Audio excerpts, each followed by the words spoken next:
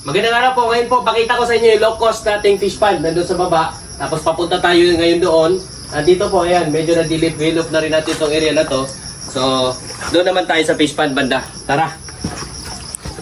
May fish pond tayo dito, papakainin natin. Medyo konti lang yung pakain natin kasi yung isda natin medyo maliliit pa. Although medyo malaki-laki na rin yung fish pond natin. Pero yung isda, maliliit at hindi pa sila masyadong nakain. So, tara! So ito muna ang gate natin dito, temporary. Temporary na pang matagalan na rin. Samantagal. Pansamantagal. So ayan o, itong area na to, medyo na-develop na natin konti. Yung mga saging, bagong tanim natin yan. So dito naman tayo sa baba. Ayan. Ito yung ating, yan po yung fish pond natin. Magpapakain po ako doon sa baba. Ayan, tara puntahan natin yung fish pond. Dito po may kamutin na rin tinanim. Tapos bababa na lang tayo. So maganda naman dito sa fish pond na to kumpara doon sa dating fish pond ni Papa. Ito kasi tabi na ng kalsada. Ayan, ito yung pinakakalsada. Tapos pagbaba mo, nandito na mismo yung fish pond. Ayan. So doon na parte, medyo baha pa rin. Pagka maulan kasi dyan, binabaha yan dulo. So tatam na namin yan ng kangkong. So ang pinaka fish pond natin, itong bandang ibabaw lang. Ayan, medyo madulas lang dito. Kaya lang, dahan-dahan lang. Tsaka ito yung mga mangga dito. Ayan o. For ano na rin to, malapit na rin itong isprehan. Ayan. O, piya, bababa muna tayo.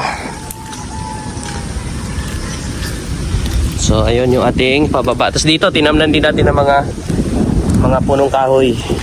Meron tayo dyang mahogany, mangyum, tsaka meron tayong tanim na mga gemalina. Tsaka ito, may mga lemon sito tayo, kalamansi. Tapos meron tayong avocado dyan. May mga pananim, yung mga bakanting ganito, tulad yan, bakanting space, tinatamnan din natin yan ng mga ibang prutas. Kasi itong mangga, kailangan isprehan. Hindi tulad ng ibang mga prutas, tulad ng mga avocado, marang, langka, ikusa na yung namumunga. Ayan. Ito yung pababa natin. Dahan-dahan lang tayo. Dito may mga mahogany tayong tinatanim dito sa gilid. May saging din tayo dyan. Yan sa bandang ibabaw. Ay yung mga saging natin. Tapos ito puno ng mahogany. Ayan. So ito puno to ng mga punong kahoy. Mga dito part. So ayan yung gemalina. Tapos dito mangyum. Yung mangyum na puno. Yan. So marami yan. Tabi-tabi yung mga puno natin dito. Kung sabay-sabay naman silang lumaki, kaya yan. Lalaki yan sila. Pero kung may mauna dyan, minsan natatabunan yung huli. Kaya mahina nang lumaki. So ito na yung fish pond. Ayan na yung fish pond. Napakaganda nitong fish pond ni Papa na gawa niya. So dito rin may mga puno tayong tinanim dyan sa gilid. Tapos may gulay tayong ampalaya. Yan, may mga okra tayo. Yan, tapos mga gabi, pinya. Ayan, halo-halo yung tanim natin dito. Merong kamote. Ayan, saging. Ito, mga saging. Tapos dito rin may mga gabi. Ayan o. So marami tayong mga tanim-tanim dito. Ayan, saging. Tapos ito po yung bukal. May malakas na bukal ng tubig dito. So yan yung nagpo-provide ng tubig dyan sa fish pond. Ito po. Daan tayo dito sa bukal. Tabi-tabi po. Ito. Ayan pag tinanggal natin yan. Yan po kalakas ng tubig na agos niya. Ayan po. So, yan. So, galing po yan dito. Sa ilalim yan. Paakyat. Flowing water po yan. Kusa siyang umaagos dyan. So, ito. Wala pang alagang isda. Yung kabila ang meron na. So, punta tayo dito. Ito, tinamnan ko rin ng gabi. Kami pa tayong taniman dito na part. Tapos doon may mga itik. Malayo din nakikita sa camera. So, may mga nag-aalaga din ng itik. Yung pakawala. Sasabuyan na lang natin yung mga isda dito. Yan o. Maya kakain na yung mga isda dyan. Pero kasi dito mga tilapia. Puti umakyat na yung tubig. Kahapon kasi medyo konti pa yung tubig dito. Tsaka yung tilapia namin hindi pa masyadong sanay sa tao. Ayan o. Tapos doon sa kabila guys, punong-puno po ng azola. Ayun sa kabilang dulo, azola, ang daming azola dyan. Marami pang pagkain ng mga isda natin dyan. Yan, sabuyan lang natin dito para maya maya pupuntahan niya ng mga isda.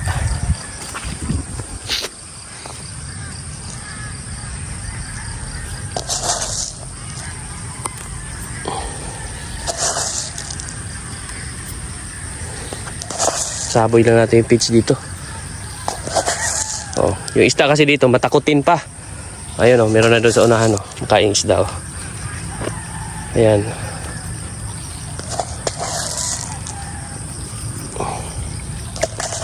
So,